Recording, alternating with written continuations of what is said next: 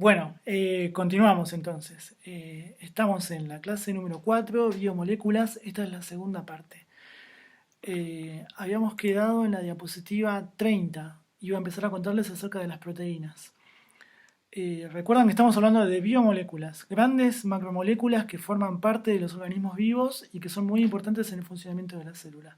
Hablamos hasta ahora de los hidratos de carbono, hablamos de los lípidos, nos queda hablar de las proteínas y de los ácidos nucleicos. Entonces, vamos a arrancar por las proteínas. Las proteínas son biopolímeros de elevado peso molecular formadas por la unión de diferentes unidades o monómeros llamados aminoácidos. Existen 20 en la naturaleza, cada uno con características particulares. De nuevo, estamos hablando de un tipo de biomolécula que forma polímeros. O sea, tenemos las proteínas como polímeros y los aminoácidos como monómeros. Volviendo al ejemplo del tren y de los vagones, cada aminoácido es un vagón.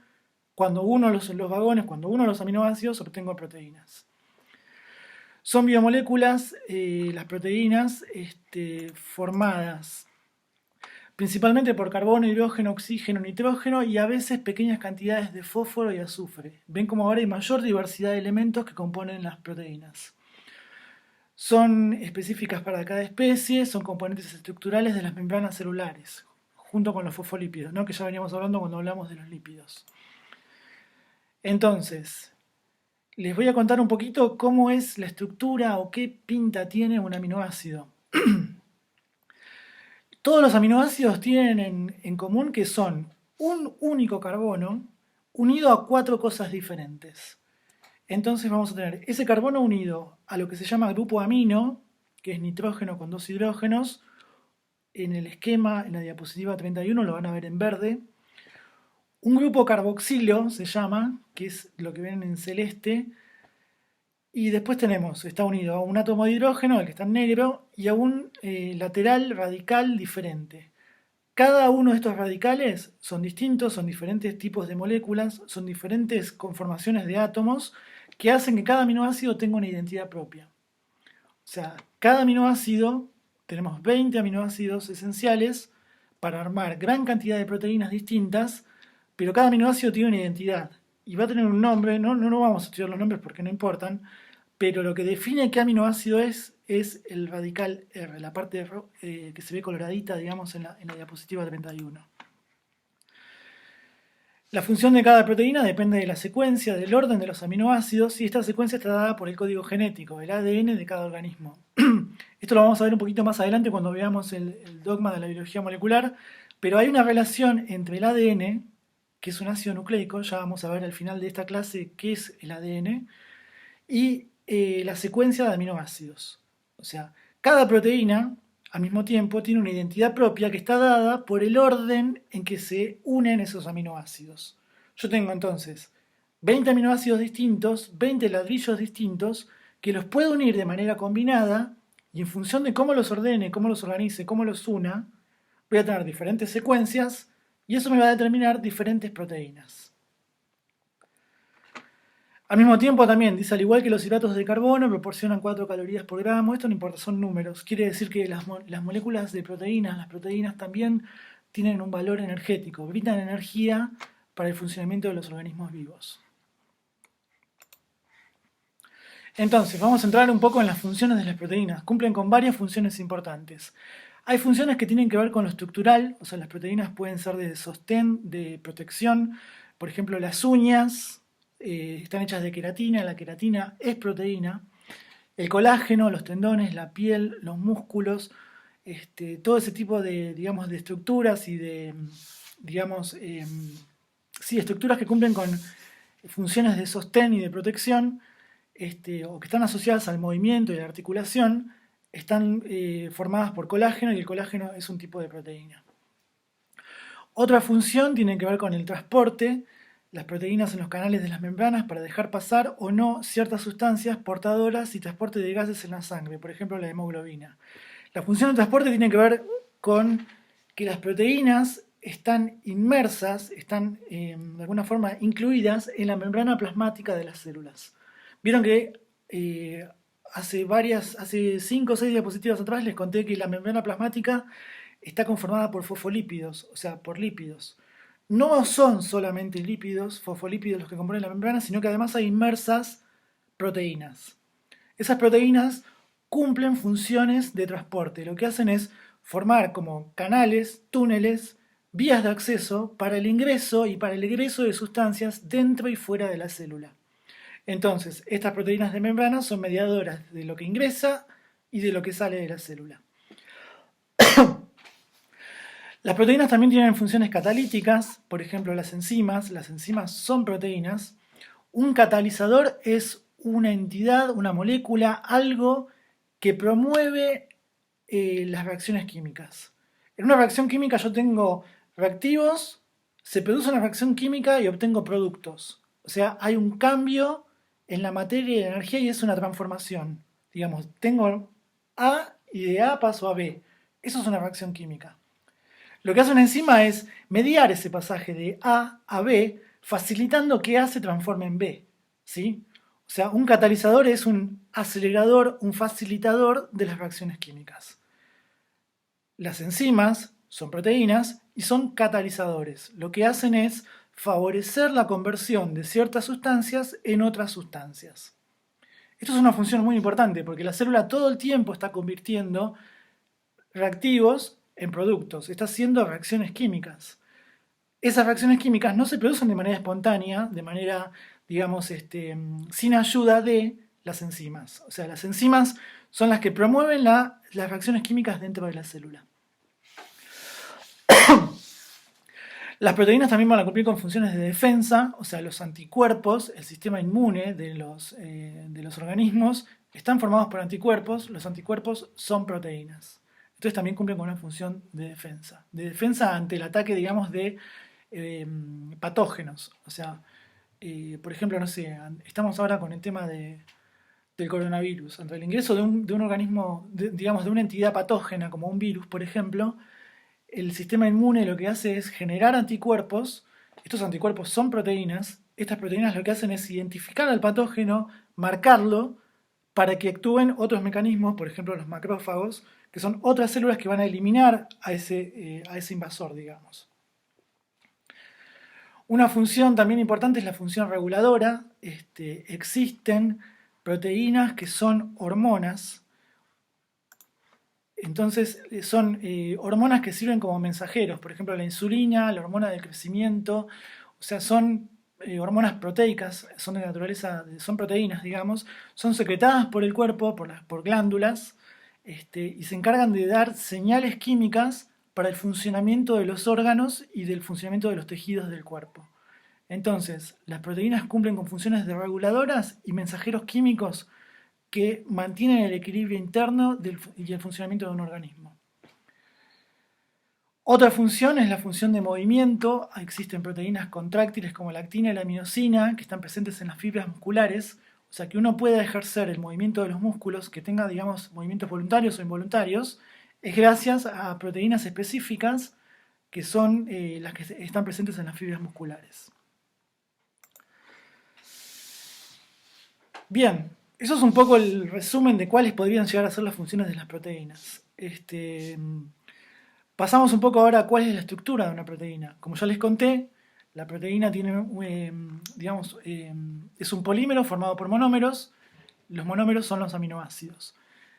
Vamos a encontrar como 4 niveles de estructurales en las proteínas. Pues las estructuras pueden tener una estructura primaria, una estructura secundaria, terciaria y cuaternaria.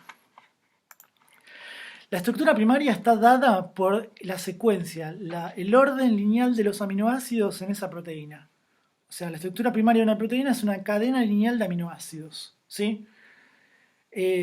Como les contaba, esta secuencia está codificada por los genes. O sea, venimos hablando mucho de la genética, del hereditario, del ADN. Todavía no definimos qué es el ADN, pero el ADN va a ser muy importante porque regula el funcionamiento de toda la célula. ¿Por qué?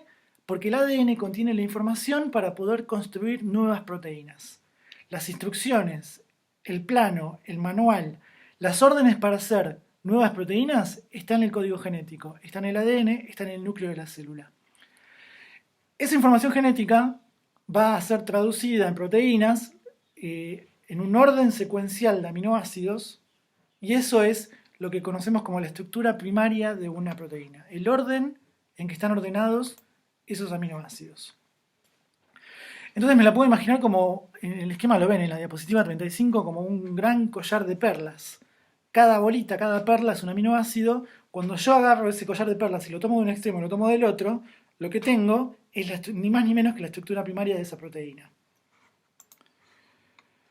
Ahora, ese collar de perlas dentro de la célula puede no estar suelto de manera lineal como un collar suelto, sino que puede adoptar otras conformaciones y empezar a hacer una estructura un poquito más compleja.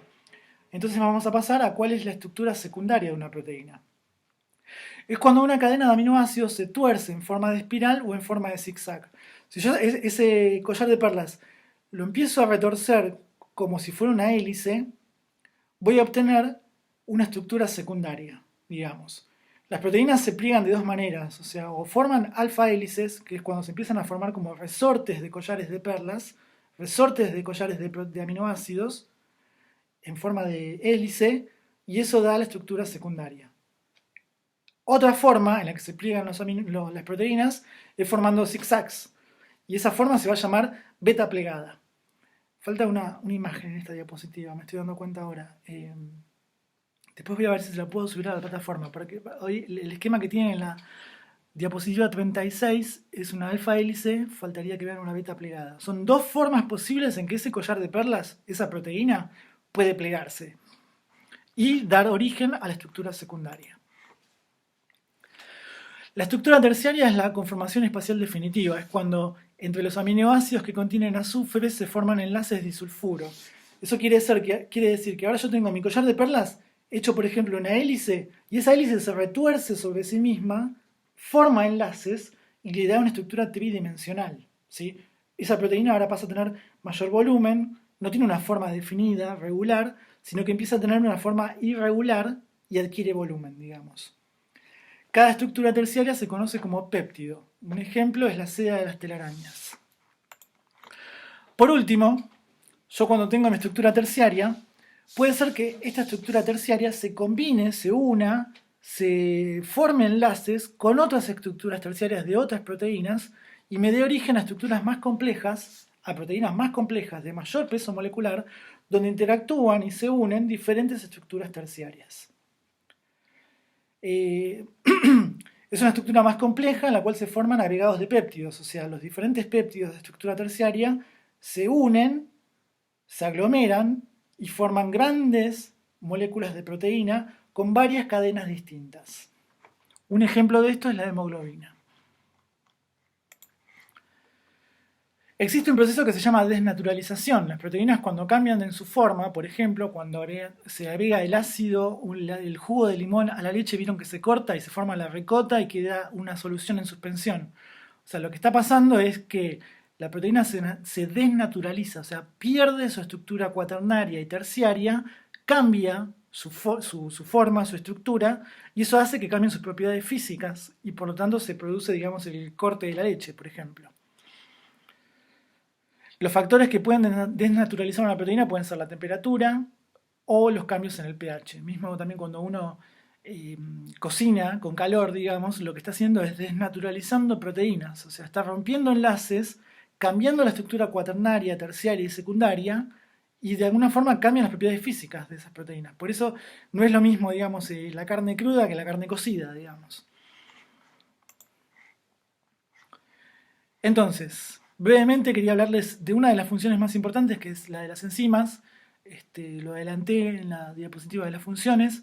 Las enzimas catalizan las reacciones químicas, disminuyendo la energía de activación y aumentando la velocidad con la que se realiza una reacción química.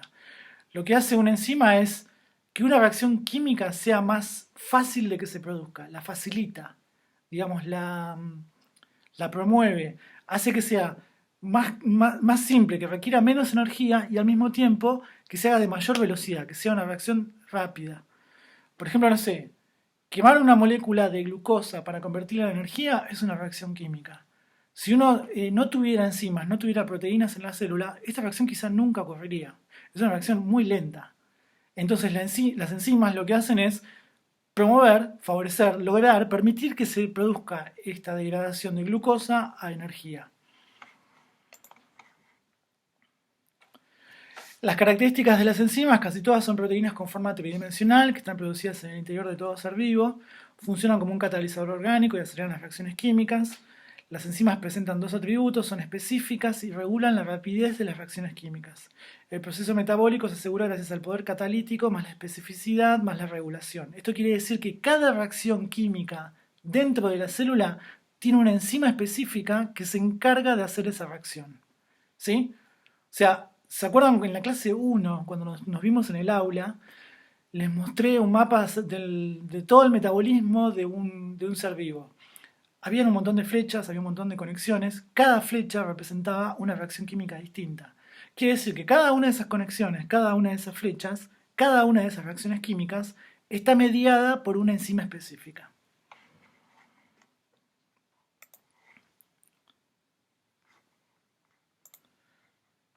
Bueno, de la desnaturalización, lo que les decía, como, o sea, las enzimas son proteínas, las proteínas pueden desnaturalizarse y cuando se desnaturaliza una proteína pierde su funcionalidad, o sea, deja de ser funcional para la célula.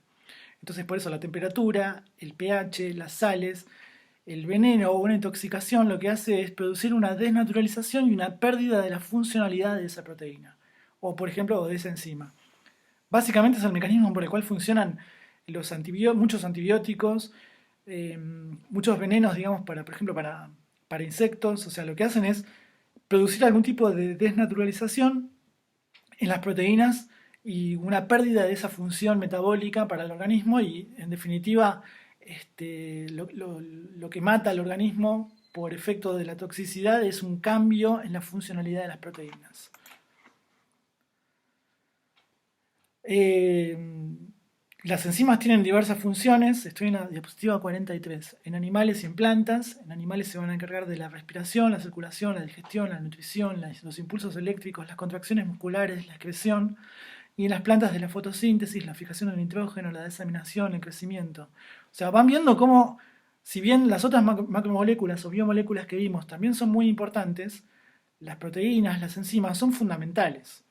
Y justamente por eso están codificadas por el ADN y, digamos, o sea, todas las funciones vitales de un organismo vivo tienen que ver con las proteínas.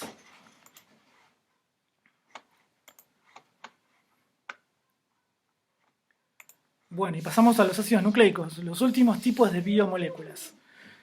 Los ácidos nucleicos son biomoléculas formadas por carbono, hidrógeno, oxígeno, nitrógeno y fósforo. Son dos tipos de ácidos nucleicos, el ADN y el ARN. El ADN es el ácido desoxirribonucleico. Está formado por monómeros de nucleótidos para originar polímeros. Tiene doble cadena helicoidal y forma el código genético. Vamos de a poco, porque dije muchas palabras difíciles, pero no, vamos a tratar de ir explicándolo de a poquito. ADN o DNA es la sigla para ácido desoxirribonucleico. De nuevo, es una biomolécula, es un polímero, está formado por monómeros. Los monómeros, los vagones en este caso, se van a llamar nucleótidos. Se unen muchos nucleótidos en serie para formar un polímero, una cadena de ADN. Estas cadenas de ADN, en el caso del ADN, no son simple cadena, no es el collar de perlas como vimos con los aminoácidos, sino que dos secuencias de ADN, dos polímeros de ADN se asocian entre sí para formar una doble cadena helicoidal. Se unen y se enroscan sobre sí mismas. Eso forma una doble cadena helicoidal. Es el típico ejemplo, el típico esquema que habrán visto del ADN, digamos, esa doble hélice. El ADN va a formar parte del código genético de la información hereditaria y está contenida en el núcleo de las células eucariotas. Ya después vamos a ver un poquito qué se trata, esto de que forma parte del código genético y qué es el código genético. El otro integrante de la familia de los ácidos nucleicos es el ARN, ácido ribonucleico. ARN es sigla de ácido ribonucleico. Ahora no son dos cadenas enroscadas en una doble hélice, sino que es una sola cadena lineal. Y hay varios tipos y cumplen con diversas funciones. Una de las más importantes es participar de la síntesis de proteínas. Ya lo vamos a ver más adelante.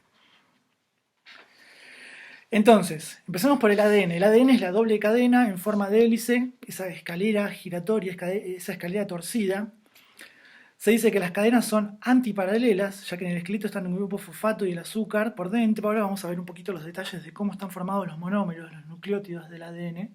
Esas doble cadenas están en sentido antiparalelo. Quiere decir que las moléculas de ADN tienen derecho y revés. Tienen una cabeza y una cola. Las dos cadenas que se asocian para formar esa doble hélice están en sentido antiparalelo. Una está de... o sea, no coinciden, digamos, en sus extremos, cabeza con cabeza, cola con cola, sino que es cabeza, cola, cabeza y cola. Ahora con los dibujos lo van a poder ir viendo. Eso significa que son antiparalelas. Si yo tomo una simple cadena, una sola secuencia lineal de ADN, voy a ver que esto que yo llamo cabeza y cola, en realidad se llama extremo 5' y extremo 3'. Es como un derecho y un revés. Entonces, lo que hace en la doble hélice es asociarse el 5' con un 3' y del otro lado, en la otra punta, me van a quedar el 3' con el 5'. El ADN, como dijimos, está contenido en el núcleo de las células eucariotas. En el caso de las procariotas, ¿se acuerdan que les dije que el ADN era un genoma lineal suelto en el citoplasma de la bacteria, del procariota? El ADN cuando se encuentra, digamos, en el núcleo de la célula eucariota está empaquetado y tiene como, de nuevo, diferentes niveles de organización. El ADN se asocia a proteínas y forma, digamos, en los esquemas ven un nucleosoma, un collar de perlas, unas fibras cromatínicas y los bucles radiales. Son diferentes formas de organización y de empaquetamiento del ADN, cómo está guardada la información en el núcleo de las células eucariotas.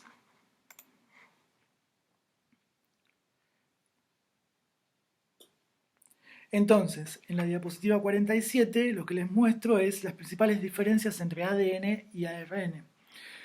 El ADN es una doble cadena helicoidal, es la escalera torcida. El azúcar, que forma parte de los nucleótidos, se llama desoxirribosa y tiene 4 bases nitrogenadas: adenina, timina, guanina, citosina. A, T, G, C. Se encuentra en el núcleo de la célula eucariota. Si estamos hablando de una célula procariota, no hay núcleo, así que está suelto en el citoplasma. El ADN es de un solo tipo, es ADN, y no sale nunca del núcleo. Cumple con todas sus funciones dentro del núcleo de la célula. El ARN no es una doble cadena, es una cadena sencilla y lineal. El azúcar que forma parte de los nucleótidos ahora va a ser la ribosa. Tiene 4 bases nitrogenadas posibles: adenina, uracilo, guanina o citosina.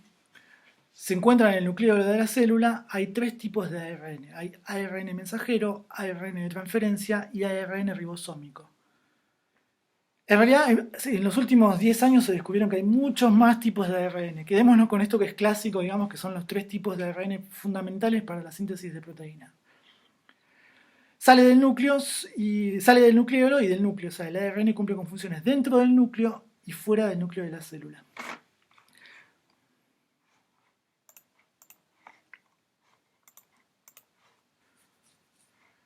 Acá en la diapositiva 48 lo que hice fue agregar diapositivas de una presentación vieja que tenía, así que un poco se repite la información, pero tiene un poquito más de esquemas. Así que por ahí algunas cosas van a ser un tanto redundantes, pero igual creo que ayuda, digamos, a la comprensión.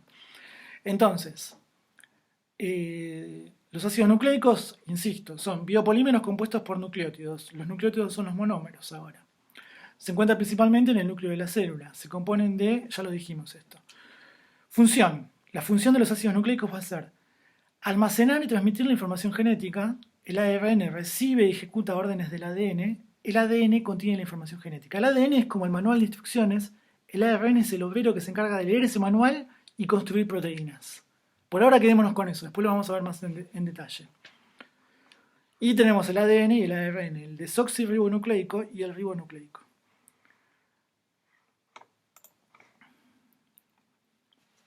Entonces, pongamos la lupa o pensemos un poquito, veamos un poquito más en fino cómo están armados estos nucleótidos, o sea, estos monómeros, estos vagones que forman el ADN y el ARN.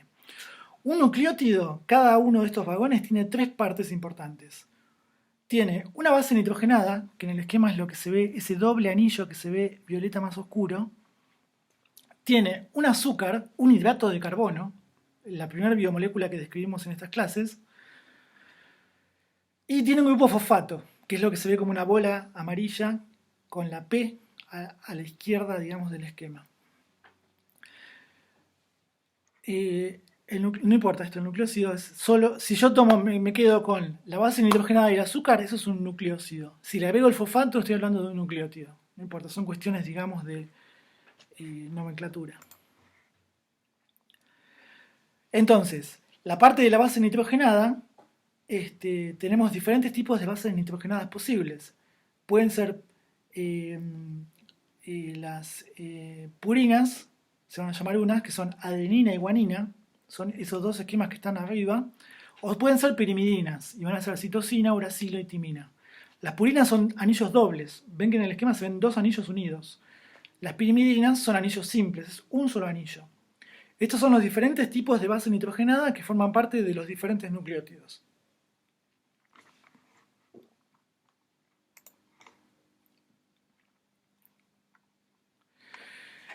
Y después, la otra parte importante de cada nucleótido es el azúcar. El azúcar en el ARN va a ser la ribosa y en el ADN va a ser la desoxirribosa. Ven que ven los esquemas y son prácticamente iguales.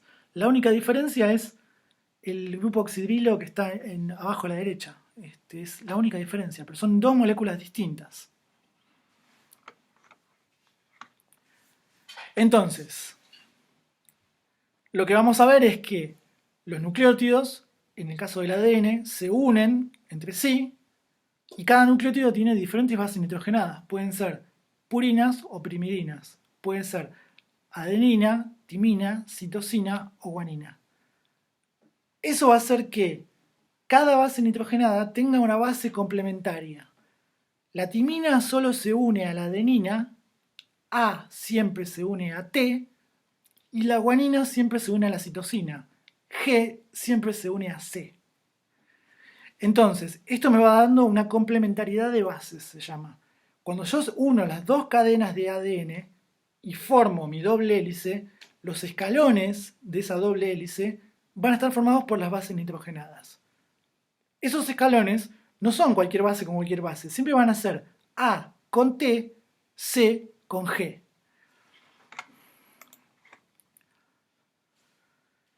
Entonces, en la figura 52 ven que se ve el esquema de la doble hélice de ADN. De nuevo, o sea, este modelo se llama el modelo de Watson y Crick, fue descrito por ellos en el año 1953 y este es el premio Nobel de 1953. O sea, es una molécula que durante muchas décadas se buscó saber cuál era su estructura porque se sospechaba que conociendo su estructura se iba a poder conocer su función. Y dicho y hecho, fue así. O sea, cuando Watson y Crick descubrieron la doble hélice de ADN, realmente se pudo entender muy bien cómo funciona la información genética y cómo la célula regula el funcionamiento de toda la célula, digamos. Cómo la información genética es la que regula el funcionamiento de toda la célula. Entonces, son dos cadenas de nucleótidos en sentido contrario, lo que les decía. Una está de cabezas y la otra está pata para arriba. No, al revés sería. Una está parada normal y la otra está patas para arriba. Son antiparalelas y se organizan los escalones, las bases nitrogenadas, uniéndose G con C, A con T. Fíjense esto que les estoy explicando y mirando el esquema, ¿no? O sea, los escalones de esa escalera son las bases nitrogenadas. Y ven cómo se van uniendo las G con la C y las T con la A. Forma de espiral que gira sobre un eje común, es una doble hélice, gira sobre sí misma. Las bases se sitúan en la parte interior de la hélice y esto produce, y la interacción de las bases son las purinas con las pirimidinas, A con G, T con C. Ese es el apareamiento de bases, la complementariedad de bases de la que les hablaba. A, T y G, C, pares de bases complementarias o pares de bases de Watson y Crick. Y esto del surco mayor y menor no importa, no es algo importante. En la diapositiva 53 se muestra esto, de cómo se unen las bases nitrogenadas, ¿no? Están las bases nitrogenadas entre sí forman algo que se llaman puentes de hidrógeno. O sea, son esas líneas punteadas, son interacciones o uniones entre las bases nitrogenadas. No es una unión química, los átomos se unen por uniones químicas. Los puentes de hidrógeno son otro tipo de unión más débil que no llega a formar un enlace. Entonces, estos puentes de hidrógeno pueden abrirse y cerrarse, hacerse y deshacerse. Esto permite que en un momento que después vamos a ver, la doble hélice de ADN pueda separarse, digamos, puedan sus dos hebras abrirse y permitir el acceso a la información que contienen. Por ahora quedémonos con eso. Esto ya lo vimos, el ADN se superenrolla y se compacta. Ahí está explicado también un poco cómo es ese empaquetamiento del ADN. Y recuerdan cuando vimos la célula eucariota, hablamos del empaquetamiento y de la formación de cromosomas. Así que ahí también está un poco explicado esto, pero ya lo explicamos en la clase 3. Pasamos ahora al ARN. El ARN, de nuevo, es un ácido nucleico, es un polímero, sus monómeros son los nucleótidos. Esos nucleótidos también tienen bases nitrogenadas. Las bases nitrogenadas se unen por puentes de hidrógeno, enlaces de hidrógeno.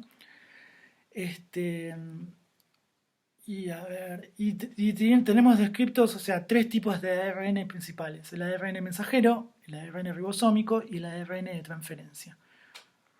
Por ahora nos vamos a quedar con esto simplemente, después vamos a ver qué función cumple cada uno de ellos.